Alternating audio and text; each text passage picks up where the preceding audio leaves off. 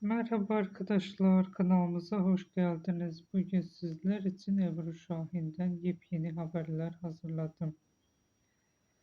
En sevilen ve güçlü kadın karakteriyle hafızaları kazınan Ebru Şahin'in hayatı hikayesini konuşacağız. Hazırsanız onun bilinmeyen yönlerine ve kariyer yolculuğuna birlikte bakalım. Ebru Şahin 1990'lı yıllarda İstanbul'da doğdu ve genç yaşlardan itibaren sanatı ilgi duymaya başladı. Eğitim hayatında sporla yakından ilgilenen Şahin, özellikle disiplinli yapısıyla dikkat çekti. Üniversite yıllarında oyunculuğa olan ilgisi daha da belirginleşti ve bu alanda kendini geliştirmek için çeşitli eğitimler aldı. Onun oyunculuk yolculuğu aslında büyük bir cesaret hikayesi. Çünkü Ebru Şahin sektöre adım attığında hem büyük projelerle değil, küçük ama öğretici rollerle ilerledi. Bu süreçte sabırlı, kendini geliştirdi. Kamera önünde deneyim kazandı ve her projede biraz daha güçlendi.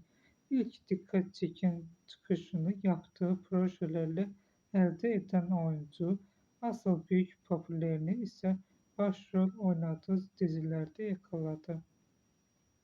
Bu projelerde canlandırdığı karakterler izleyicilere güçlü bir bağ kurmasını sağladı. Özellikle duygusal derinliği yüksek sahnelerde performansı onu kısa sürede geniş bir hayran kitlesine ulaştırdı. Ama onun hikayesi özel kılan sadece başarılı değil, aynı zamanda sabır, kararlılığı ve kendine olan inancı. Ebru Şahin kariyeri boyunca her zaman seçici olmaya özen gösterdi. Her projede yer almak yerine kendini geliştirebileceği ve iz bırakabileceği rolleri tercih etti. Bu da onun zaman zaman ekranlardan uzak kalmasına neden olsa da her dönüşünde daha güçlü bir etki yaratmasını sağladı. Bugünlük benden bu kadar. Görüşmek üzere. Hoşça kalın.